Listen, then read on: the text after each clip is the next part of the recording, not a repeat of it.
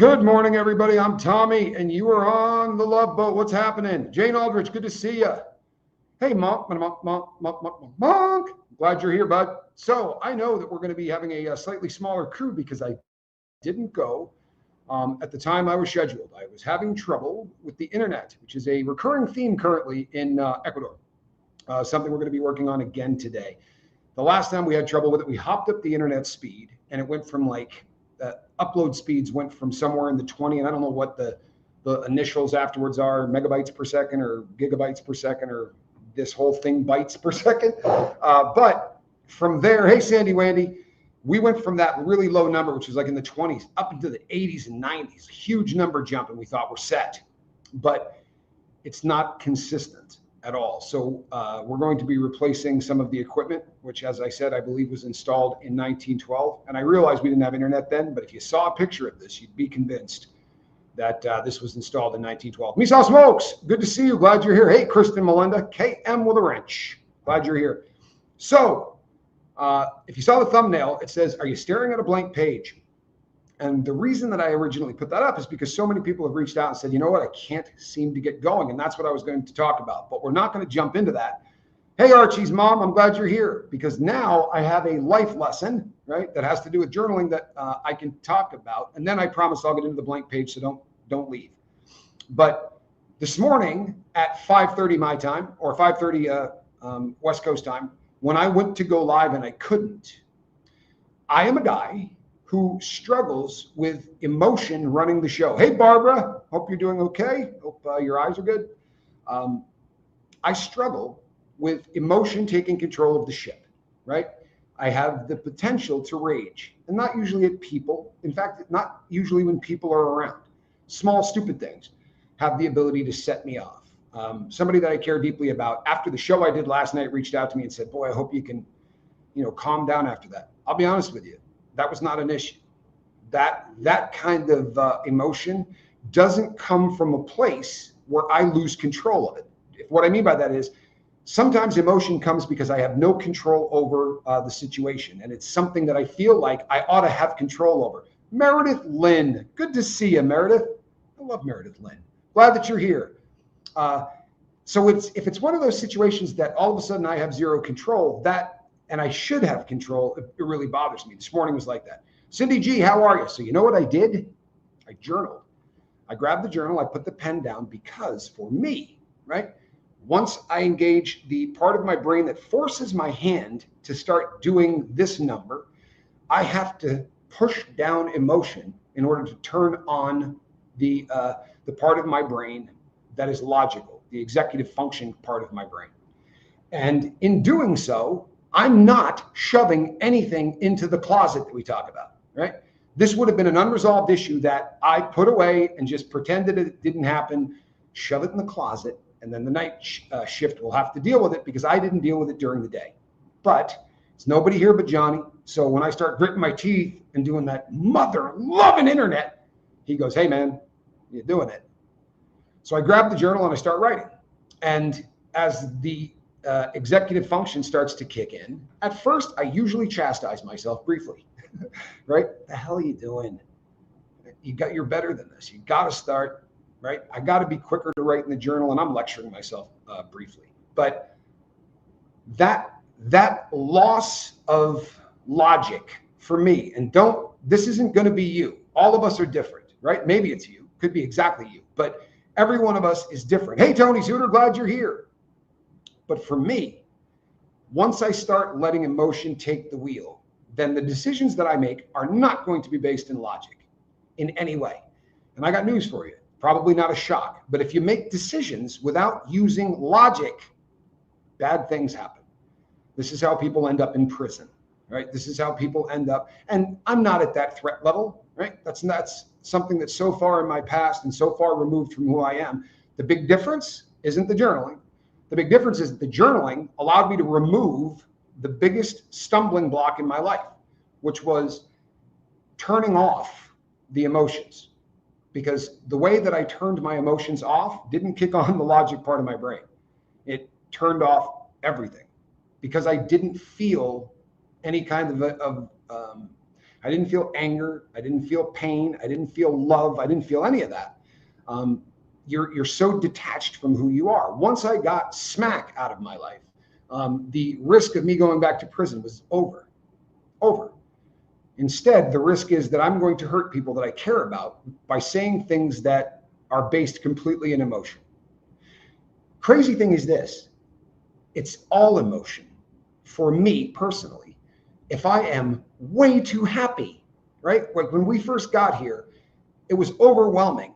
Not so much at the hotel, but when we moved into our own place, I was so damn happy all the time that I had to spend a lot of time journaling and talking about it because I needed to make some logical decisions. And you know what it's like? I don't know if you've ever gone and test driven a car, but back in the day when I was a public speaker, I made more money than I should have. And if I went to a car lot and test drove something, I was with my brother Johnny, and I went and test drove. They were Land Rovers.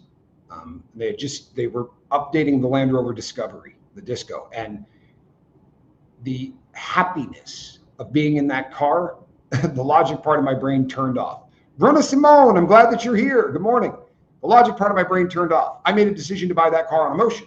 I liked it. I liked the way it smelled inside, right? I liked everything about that car. And the emotion part of my brain, we had a guy in the car with us, and we're cracking jokes. My brother and I are being funny, right? Which we tend to do, especially if I was high. Everything was funny to me. So I'm cracking jokes, and this guy's not laughing at any of them. And I said to the guy, do you not like me? do you dislike us? You know, I'm about to buy a very expensive car from you. Some of the stuff I'm saying is really damn funny. And I said, you know, if I get the feeling that you don't like me, I'll go buy this car somewhere else. You're not the only Land Rover dealer in this city.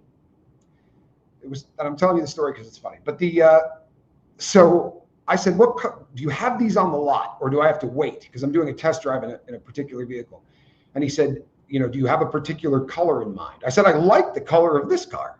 You know what I mean? Like, I dig the color of this car. And he said, I think we have one. It was like a gunmetal gray.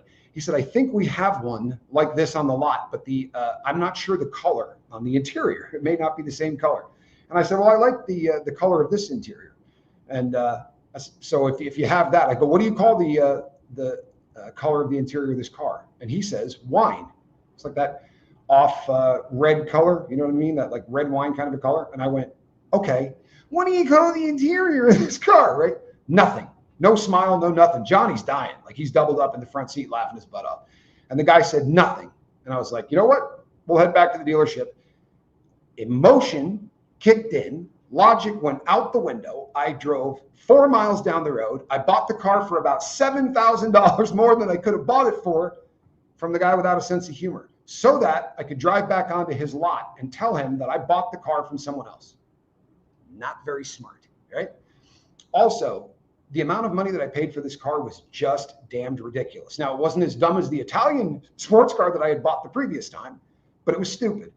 And if I allow emotions to rule my life, then I will pull the trigger on purchases based on things other than logic. Johnny says, wasn't smart, but it was funny. It really was too. That was, I mean, and it was quick, you know. What do you call the interior of this? Wine. I went, all right. What do you call the interior? I mean, if you're trying to sell me a car, you should laugh at stuff that isn't funny, right? You're trying to, anyway. So I know who I am. I know what my flaws are. And I know those flaws because of this bad boy. For real. I know my flaws because of the amount of time that I have spent journaling. This is where I figured out who I am. So if you're staring at a blank page, if you're just getting here, we're challenging the people on the Love Boat to journal for 30 days. If you haven't done it before, I'm asking you to do it. I want you to journal in the morning. I want you to journal at night. Over time, you will develop into a person that when things go bad, like the internet not wanting to work, instead of me raging, right, and kicking stuff around here and cursing, I grab the notebook and I start to journal in there. And I start with the sentence, boy, am I mad, right? And that sentence usually is enough to make me go, is this a 10? Right? The internet not working. You know, maybe not everybody that would have seen this live will see it, but it's going to be up here, right? It's not a 10. My dad passing away was a 10, right? When we were going through Bogota, Colombia, on our way here with 2 cats that at that point had been in a bag, each of them in their own little carry bag. for about 22 or 23 hours, and they were not happy campers anymore. They did a really great job. They're amazing animals, but by then they were not very happy. Now, Squirrel Nut Zipper, my cat, really is hip to me, right? We're in sync. This cat knows that if I'm there and I'm talking to her, that life is good. No matter what happens, she's not in any danger. She might be pissed at me, but she's not in any danger. Katy Perry, the 400-pound white kitten, right? That cat is not so in tune with anybody yet. And she decided she was going to tear through that bag. Now, the crazy thing is she can, right?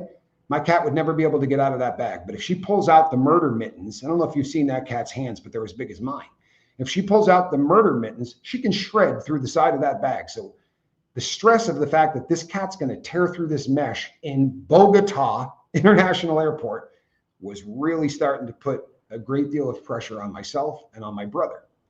And he goes, man, she's going to destroy this bag. And instead of saying, hey, take a deep breath, right? We're going to be fine. I jumped right into the melee. Damn cat. You notice my cat doesn't do this. I'm escalating the situation.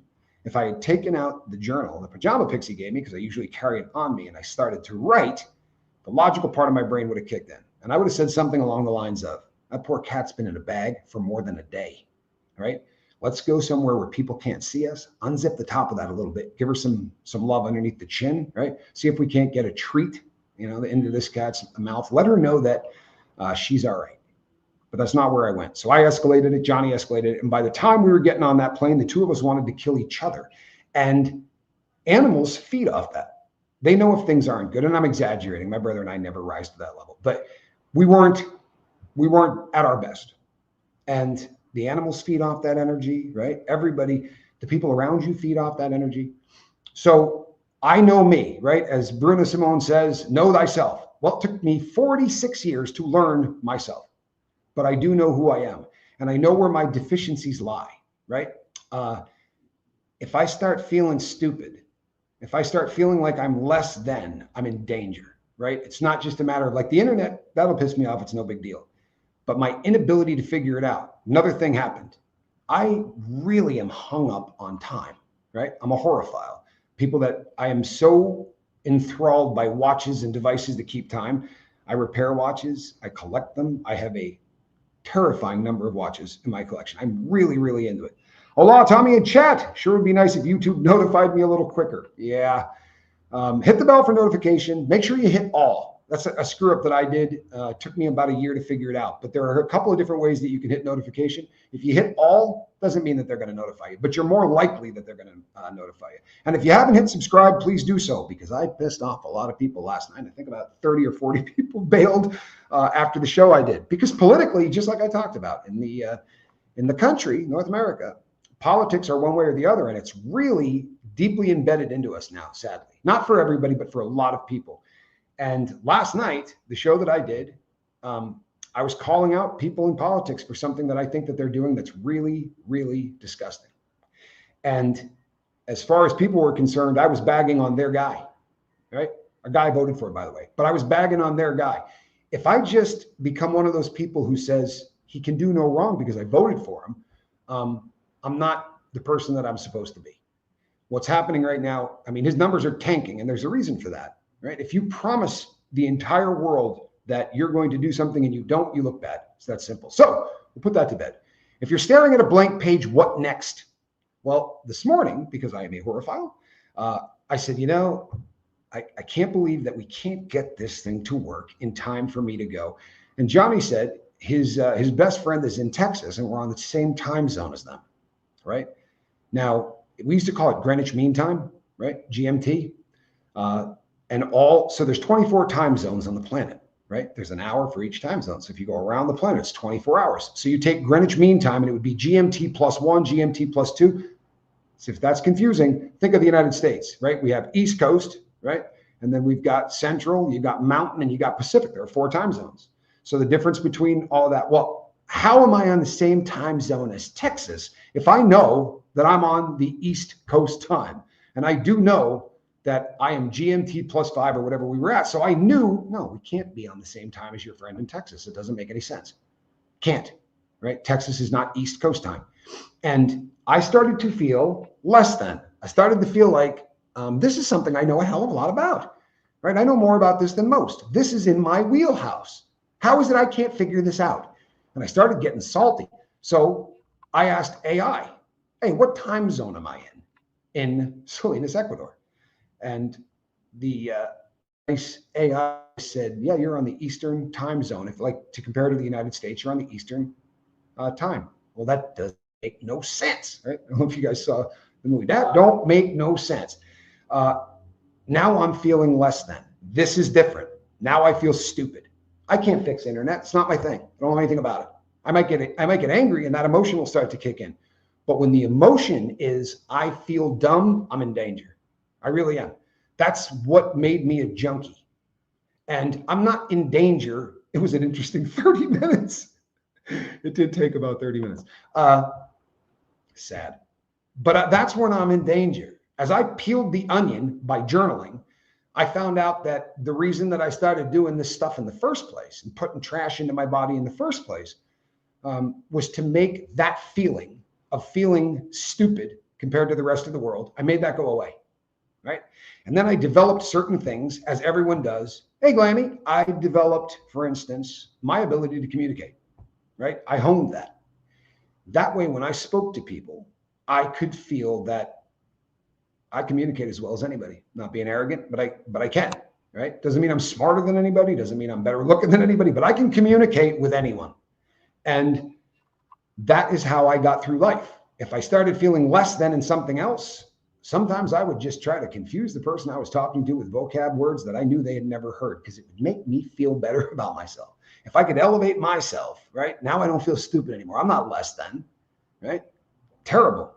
But again, journaling brought all of this out. But today, that feeling of being less than, the logical answer is this. The United States of America practices, or I guess at least through this year, daylight savings time. South America does not. So I am on the Eastern time zone, yet I am the same as the people in Texas. Both of those things could happen because the logical part of my brain turned off. Those two things could not happen. It was an impossibility. You couldn't be on the Eastern time zone and be at the same time as someone in Texas. That don't make no sense. However, that's exactly what it was because America, I think this is the last year they're ever going to do it. North America is in daylight savings time, and down here we are not. And as Johnny said, it was a very interesting 30 minutes. That's about how long it took to figure it out. And through that entire time, I said, hey, I know more about this than anybody alive. Like I understand time zones. This is right. I own watches that will allow me to keep time in multiple time zones, right? I have a watch called the GMT Master, Greenwich Mean Time, right? GMT Master, so that I can have 2-hour hands. And I can, it helps with all this. But my ability to think logically, if I had sat there and just shut everything down and been logical, it wouldn't have been a half an hour. It would have been a few minutes, for real. So that's an example of who I am and my struggles. Roberta says, Tommy, Flabber is still gasted. Journaling is at hand. Yeah. A lot of what happened in last night's video, there's a lot of people that reached out to me and said, this just is awful, right? And it is, I promise you. Maybe it's the rest of the world that doesn't make sense with their twisting of reality. Archie's mom, there's a lot of truth to that. So a lot of you, maybe a dozen or so far, have reached out and said, man, staring at an empty page, the inability to journal is making them feel less than. So we really got to talk about this because the last thing that we want journaling to do is the exact opposite of what journaling is supposed to do. Journaling is supposed to level out, right? It's supposed to let you find out more about who you are. So if you're staring at an empty page, I don't ever stare at empty pages, right? It's not a problem for me. I open up the front page of that thing and the words just start coming out. But if you're staring at a blank page, if you're doing it in the morning, again, the very first thing when you wake up, just put the pen and write. You can start with the sentence, I have no idea what to write. For real. I have no idea what to write. And then just see if anything comes out because you're trying to info dump any of the stuff from the night before that you didn't work through. And it could be really bizarre stuff that you write out. Can I mambo dog face to the banana patch? Doesn't matter. Just get the words out of your head so that the day shift and you're just starting up, you're getting your coffee. Now you're in conscious time, right? That's the day shift. And during conscious time, when things anger us, like the internet, like my inability to figure out what time zone I'm in and why I am somehow on the same time zone as Texas, yet I line up exactly with Florida. If I had sat down and started to write about it, I would have turned off the emotional part of my brain. I would have engaged the higher functioning part of my brain, the logical part of my brain. I didn't. But if you're staring at a page that's blank, one of the things that I did in the beginning, because I wasn't always the master journaler, in the beginning, an empty page was my life. I would look down at the thing. Keep in mind, I started doing drugs because I couldn't write. I could speak like, you can't believe, but I couldn't write. To get something from this to this was an impossibility. So journaling in itself was an assignment to show exactly how bad I am at writing. It was a tough start. So when I started staring at empty pages, what really helped for me was that my mentor said, if you can't write about what's happening currently, write from memory. He didn't say, and this will get you to the core of what your problems are. I think it might have been nicer if he did, because I would have been more motivated to do it. But the first assignment that he ever gave me, having crazy dreams, should start journaling. You sure should. Cindy G, good to see you. Honestly, one of the best suggestions I was able to give my 16-year-old that was having problems figuring out some issues. Journaling will do it. I promise. This is a way to find out so much more about who you are. But if you're staring at an empty page, go backwards. Don't deal with the present, deal with the past, because our memories are ingrained, right? These are things that you can write from memory a lot easier than you can create. And I don't create in my journal. I bleed onto my journal. I open the book and I write what I'm feeling and I write what's happening, and I start with the emotions, and then the logic kicks in and I'm able to look at the stuff. But in the beginning, the first assignment Q ever gave me was, can you write down the name of every teacher you can remember going back to kindergarten, right? Anything. So from kindergarten through college, I started writing down the names of all of the teachers or professors that I could remember, and anything about them that I could remember. Miss Gordon hit kids with rulers, and I would start writing about that.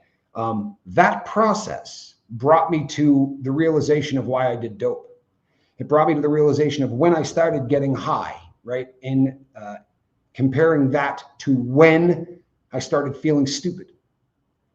This was that moment where the light bulb goes off and I go, oh my God, every single therapist I ever talked to and yelled at was right.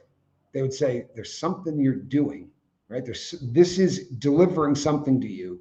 It's taking away an emotion. It's burying an emotion. And I said, no, I liked the feeling of getting high. And I did it too long, and that made me an addict. And I want to tell you something. You could have hooked me up to a polygraph test and I would have passed it, because I was sure that that was the truth. 100% sure that was the truth. It wasn't. But drugs bury the truth. And if you do them for 30 years, you got to do a lot of digging to get to that buried truth. That is one example of writing something that's going to take you back to the early days of your life where you can write from memory. But you can invent these. These questions are things that you can come up with on your own. Remember your first kiss. Write about it. Remember the first time you looked at someone that you were attracted to, the same sex, the opposite sex, whatever your groove is. But you looked at someone and went, oh my God, right? It was that moment that person, I have to be near that person, right? The first time you did the nasty, right? The first time you got high, the first. Anytime you're staring at a blank page, go back and start writing about the first anything, right? The first time you got scared. Can you remember the first time fear kicked in? Because you're not going to remember the early stuff.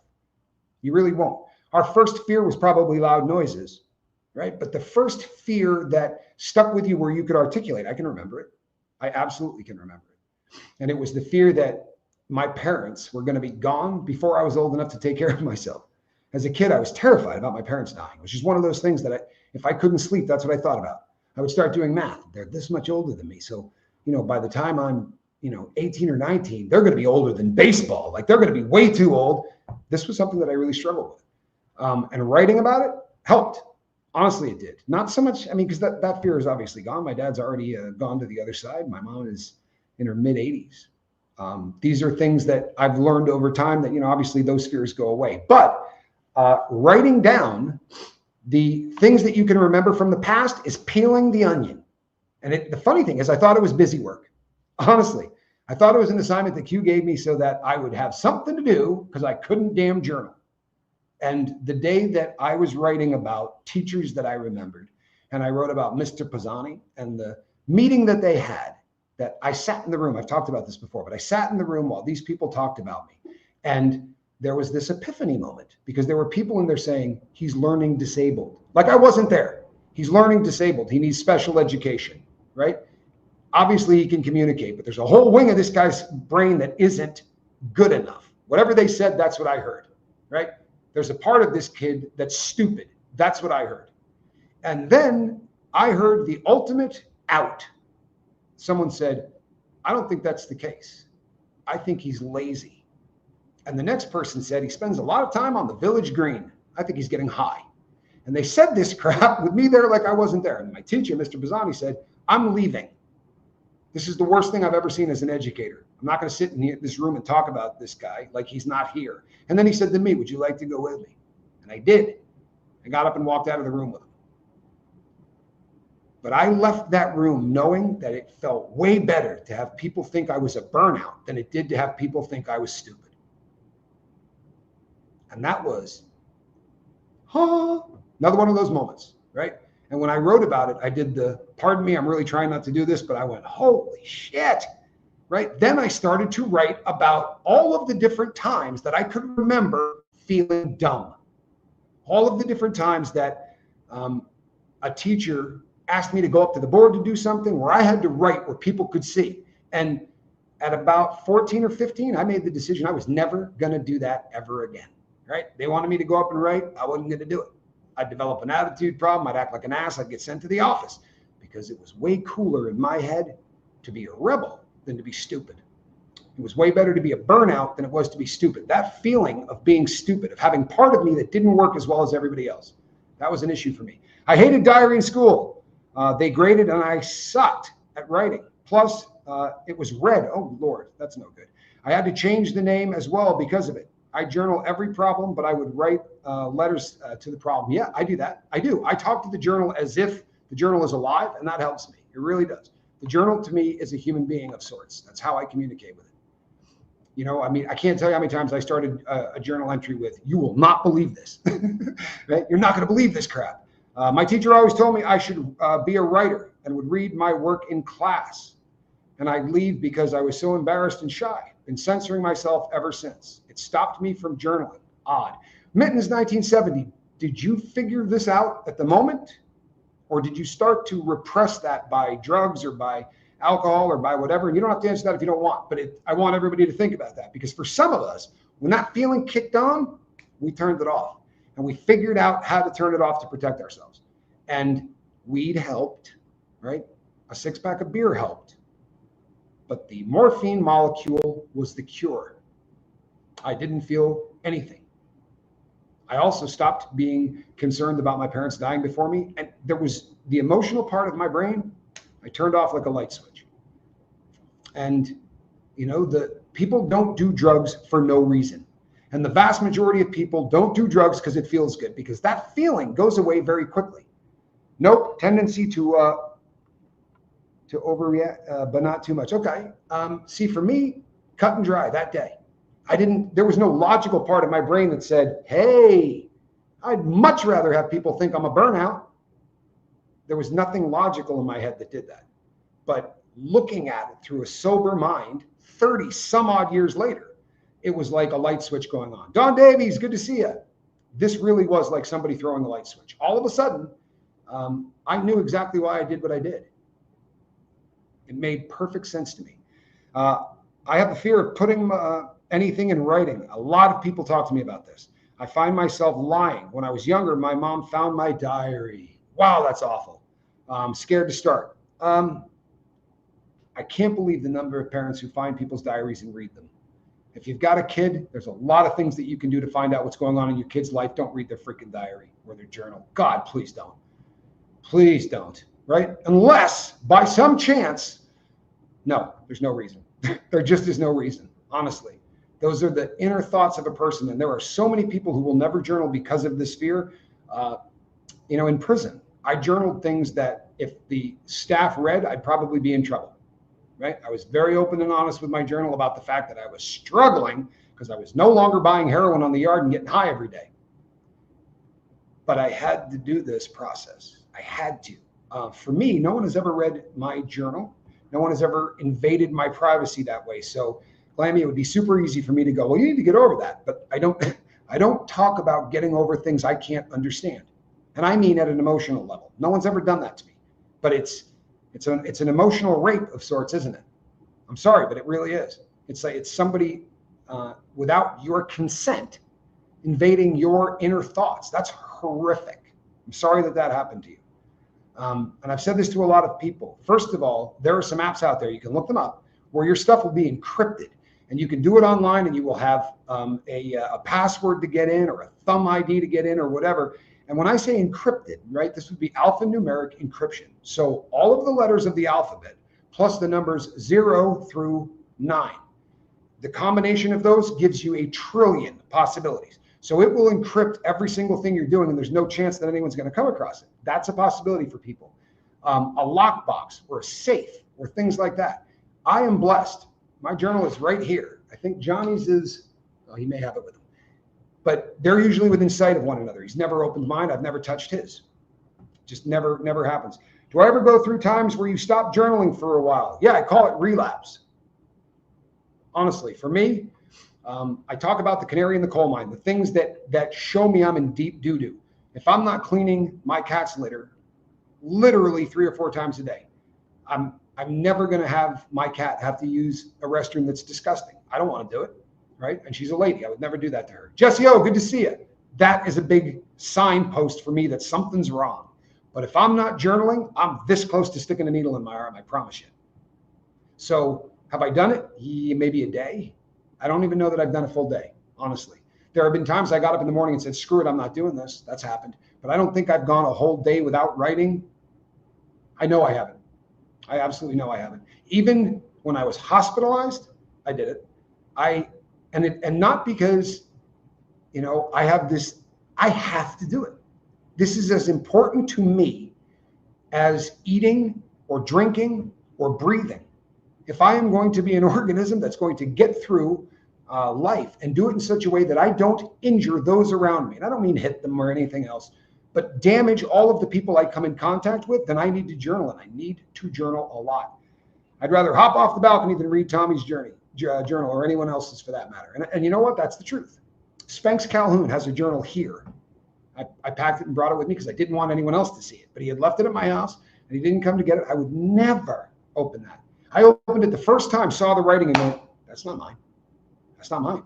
And the outside of it looked identical to a journal that I had. But when I opened the first, I went, that's not me. And I remember going to Johnny. I said, do you have a journal that looks like this? He said, no. And my brother, because he's more logical and less emotional, said, because I'm freaking. Where did I get this? How the hell did I get someone's journal? He said, call your son. And I called Spanky. And he said, yeah, I brought it with me the other day when I was over there and I left it. And we never synced back up where I could hand it to him. But I wasn't going to leave it somewhere where someone else could get an ability to look at it. But I would never, ever read that. If that is a fear of yours, there are ways around it. I promise you there are. But if you don't journal because of what mom did, you're not going to get the most that you can get out of life. If I didn't believe that, there wouldn't be a Love Boat. I wouldn't do what I do, right? This is, as far as I'm concerned, literally, for me especially, I'm not over dramatizing this. It is as important as eating, exercising, drinking water, sleeping, all of that. It just is. And speaking of which, we did some yoga yesterday on a video over on Chase the Heat South America. But we've been working out a lot more. One of the goals, and I write goals down every morning, one of the goals was I need to get back into physical shape. And if you saw me, you wouldn't go, yeah, he's out of shape. I know I am. That's one of the drawbacks of having 13 years that is nothing but trying to kill time, trying to fill that time with things that could be positive. You do a lot of working out. And then you get into the real world and you don't have that much time every day to try to blow off. In fact, the days are so damn filled that, if you don't, it's just Monk. I love that. Monk says, yeah, Johnny, I don't want to be in someone else's head. Me either. Right. And I don't want to invade someone's space. I really do consider it like a psychological rape. I have no right to invade someone's inner thoughts. No, neither does anyone else. Right. For real. Just don't. And I remember Q saying to me once, he said, are you journaling? I said, sure. Yep, I have been. Yep, do it. He said, how long? It's about 10 days. He said, great, let me see it. And I said, dude, you know how I feel? He goes, I don't need to read it. Just let me see it. And the liar, the professional liar that I had been my whole life, instead of saying, hey, I haven't been doing it, I started walking toward my cell with him following me to go get it. It didn't exist. But I'm thinking to myself, there's got to be something in there that I wrote, right? If he's not going to read it, there's got to be something in there. And as I got to the cell, I turned around and I was like, I didn't do it. He goes, I know that. But if he didn't say, I'm not going to work with you if you don't do this, I probably wouldn't have done it. And nothing at this point could stop me from doing it. Nothing. I would get, if I got sent to the SHU, segregated housing unit, I would find something to write on. If I was on Con Air, you get a travel piece of paper to take with you, right? It just says where your property is being shipped and all this stuff. It's one piece of paper.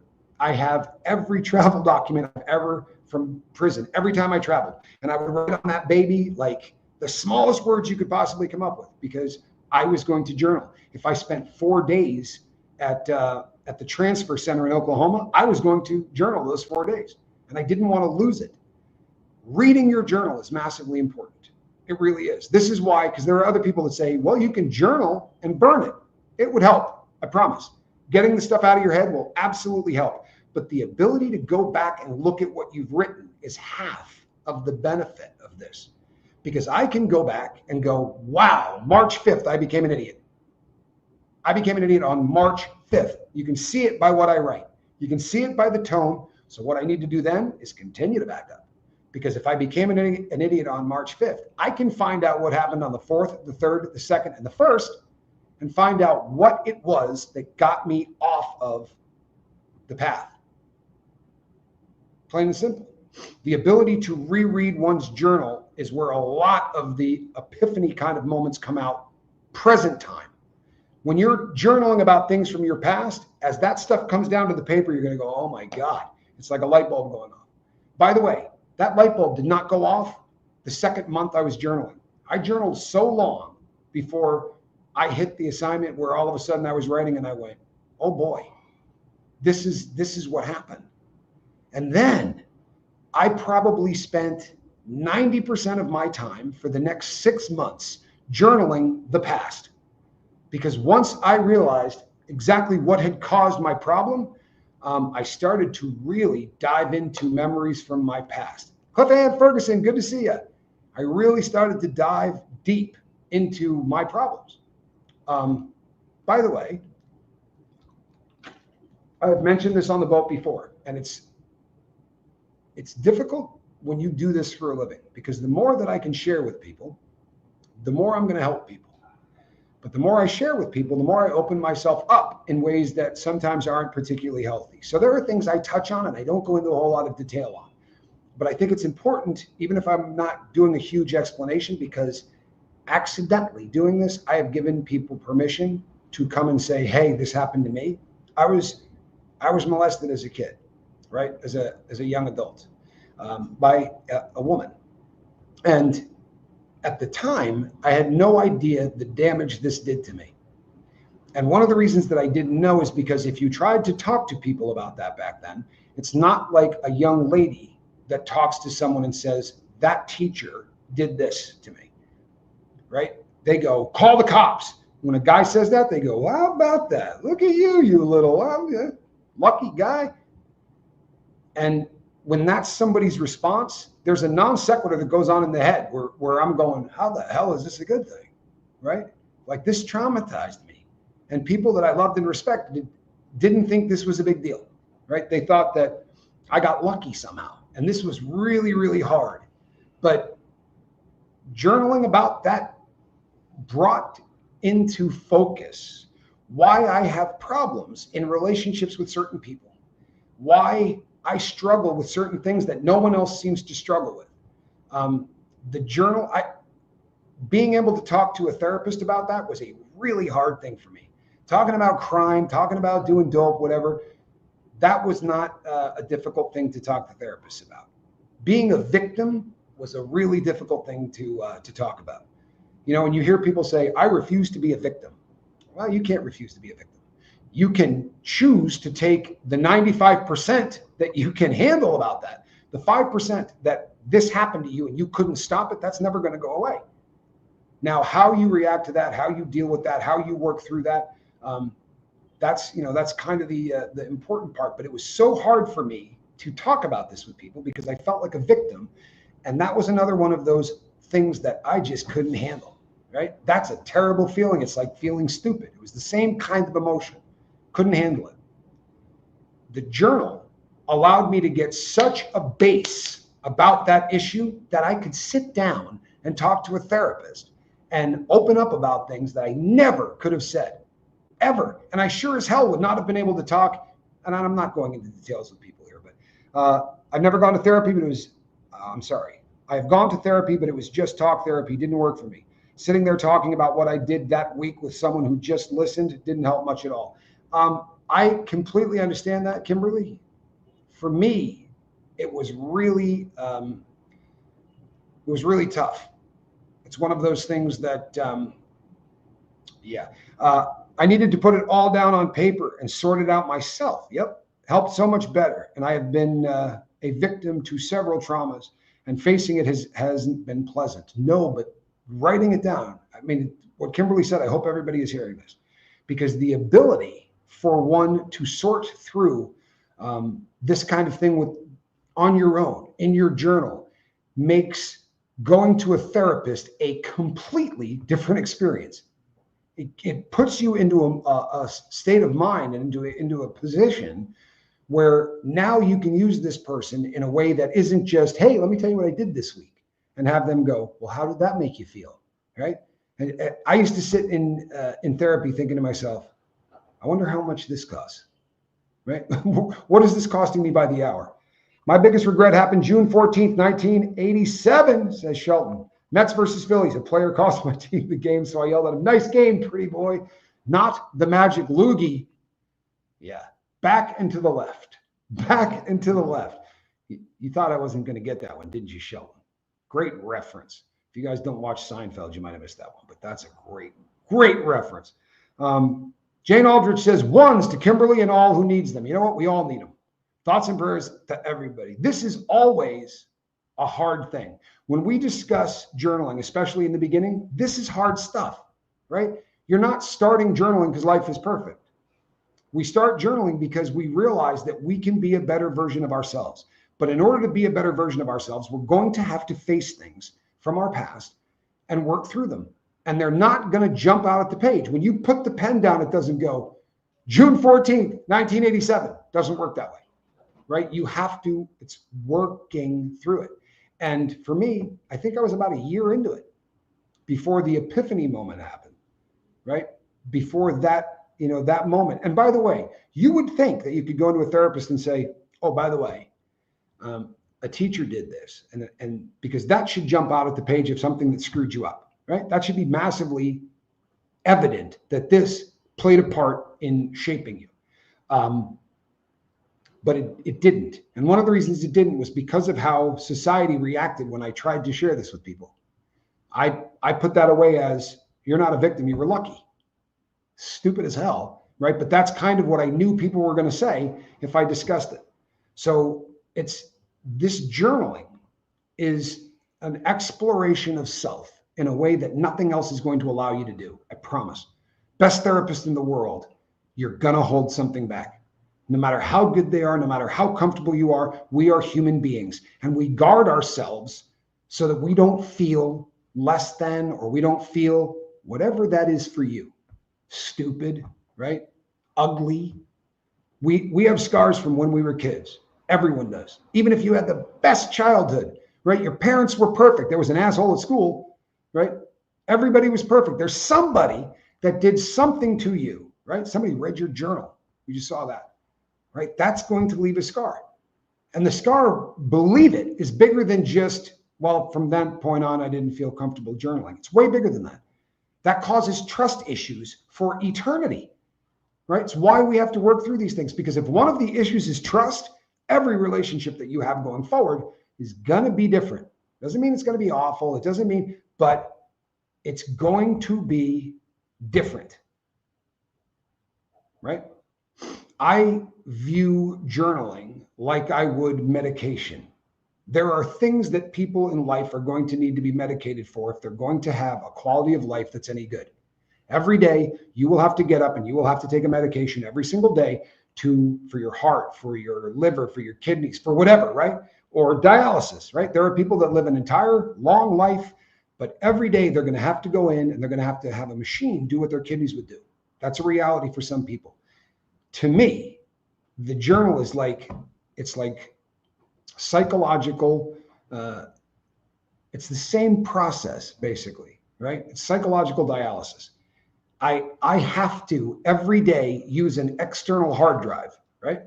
Because the software got screwed up as a kid.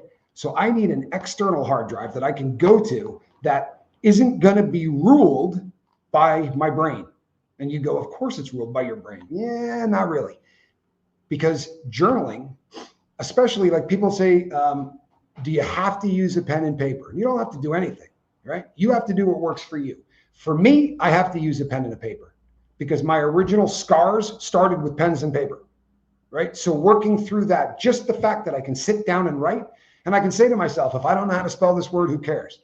If I capitalize the third letter in this word, and then when I write the word again, next time I might capitalize no letters in it or the last letter, I'm really different.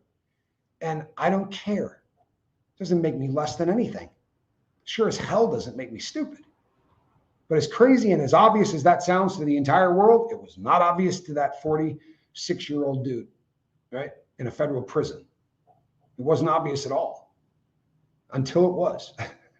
And there was a part of me that day that thought, well, I could stop this whole thing. I got it figured out. But as I shut the cover on the journal to pat myself on the back, memory started doing this one. I'm telling you, for probably a year, every 5 minutes, I would be popping this thing back open, right? I'd be popping it back open.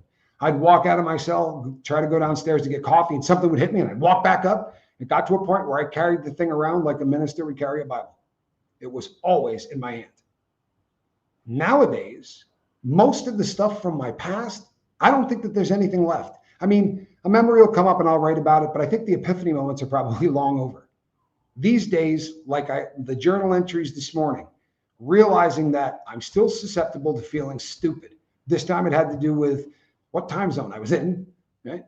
I was still susceptible to feeling less intelligent, right? And it's great to have someone that you can be accountable with. Not everybody has that, right? I got Johnny Scoville. He knows what my particular ailments are.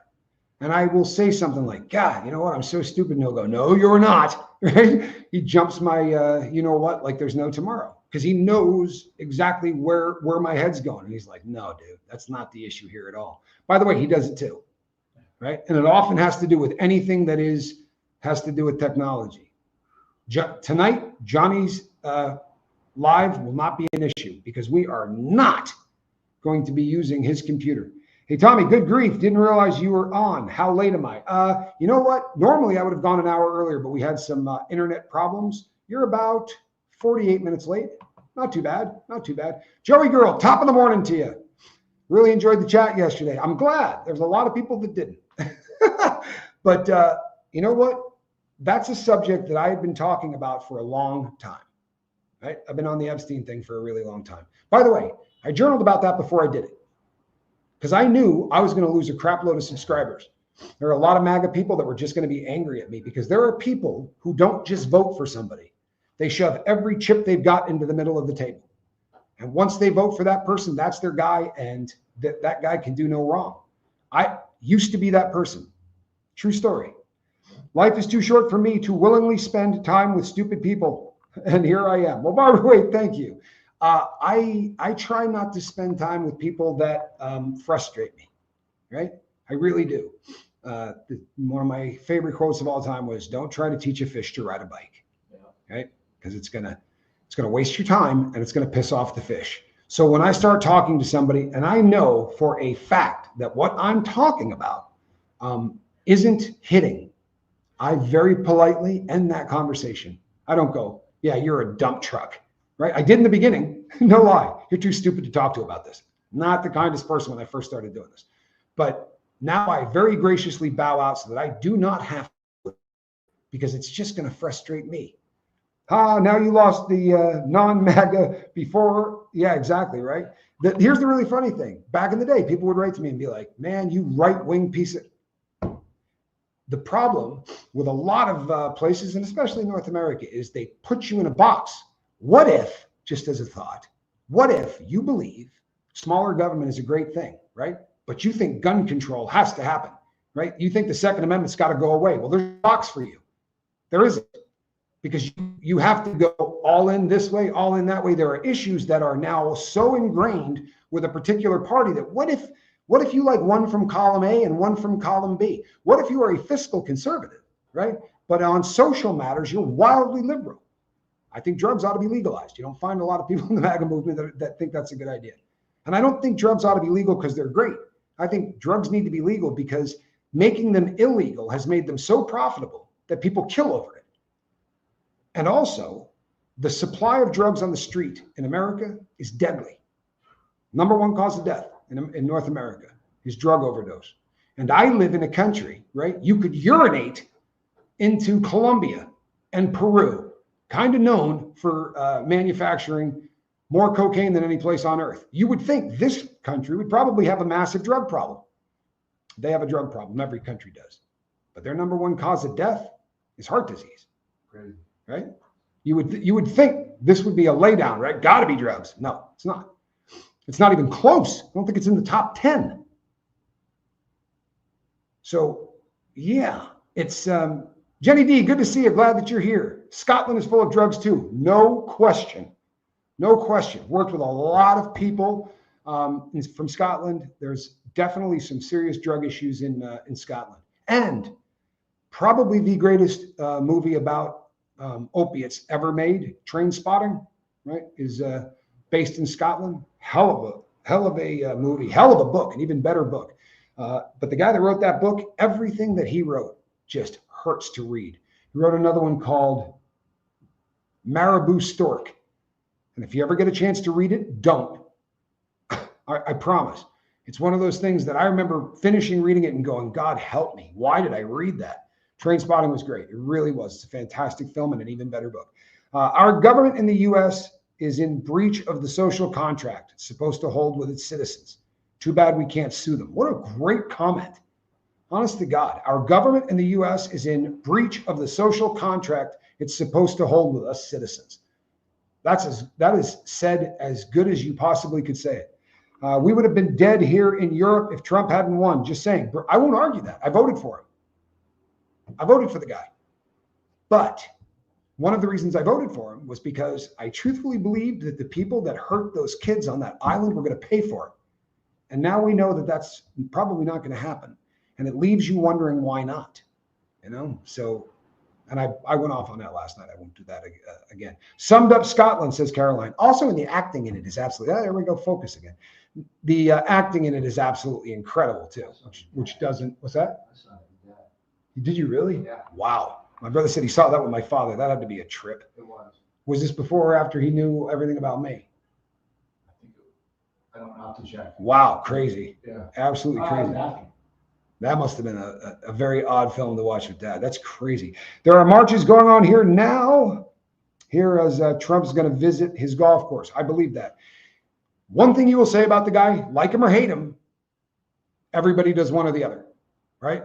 This is not a guy that is like, he's like anchovies, right? He's not like a cheese pizza. He's an anchovy pizza. You either dig it or you hate the guy. And he brings out a lot of emotion in all feelings, right?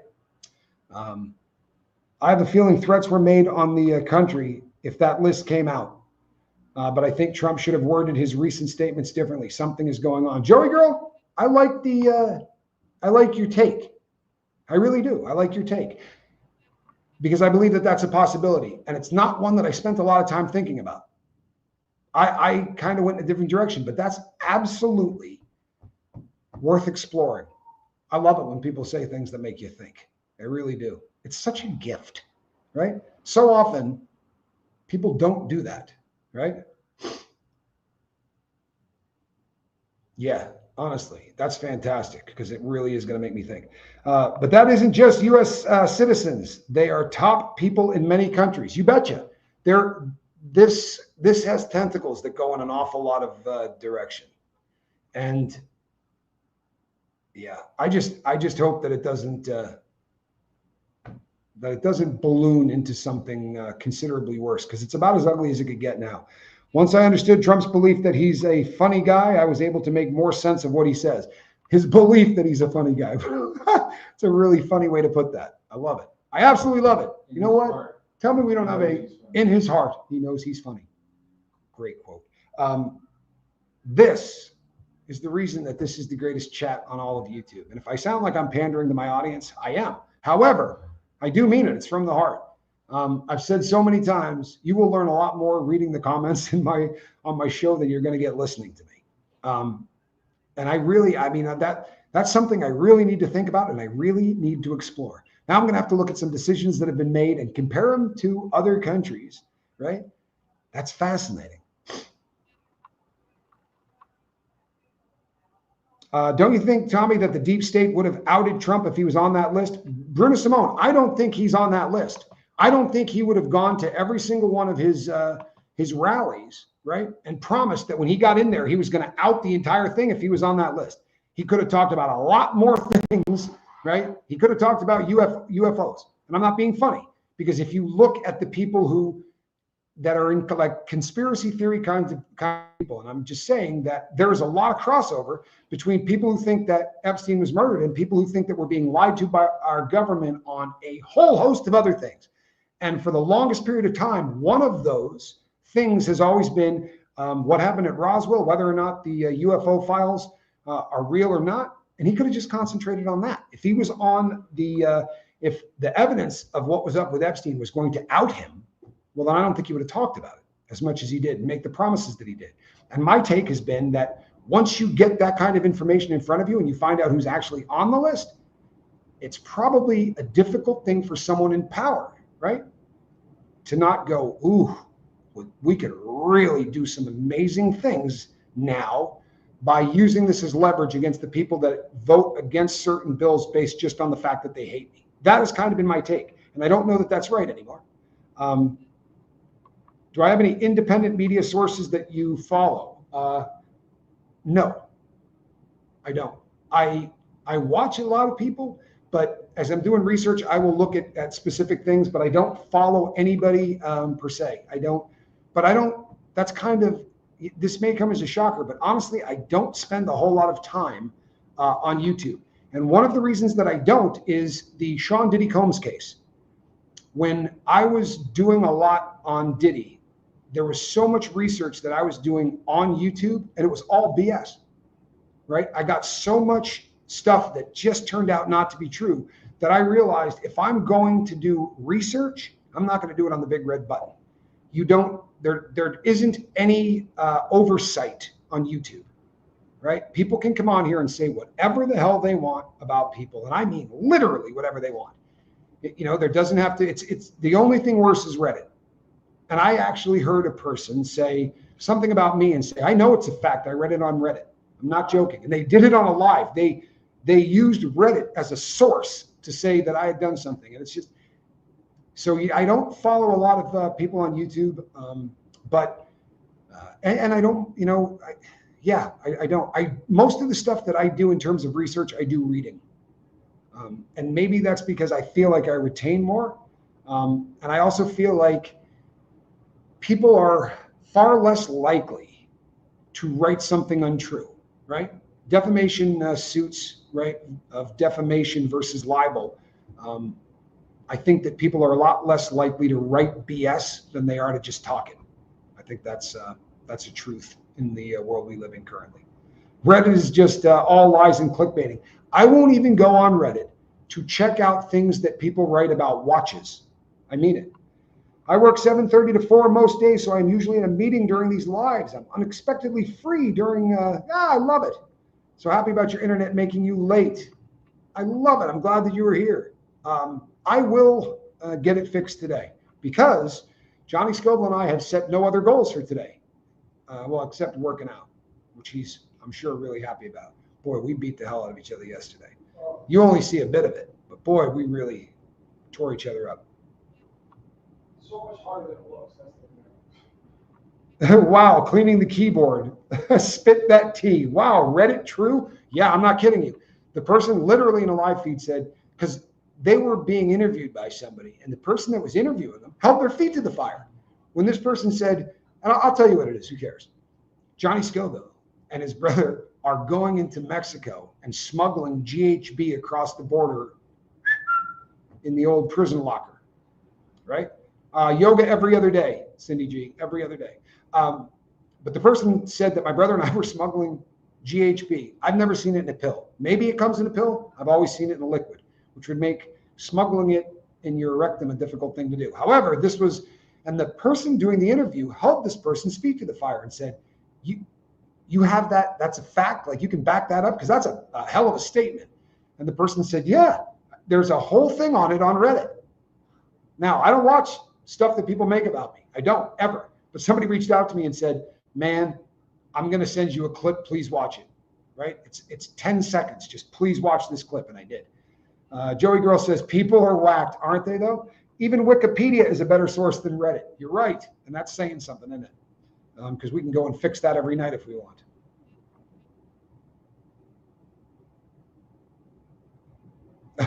Absolutely hysterical. In a lot of ways, it is. All right, peeps. If you're staring at a blank piece of paper, right, and you feel the inability to talk about what's going on, you can't journal about life today, go backwards. Start journaling about things from your past. Ask yourself questions.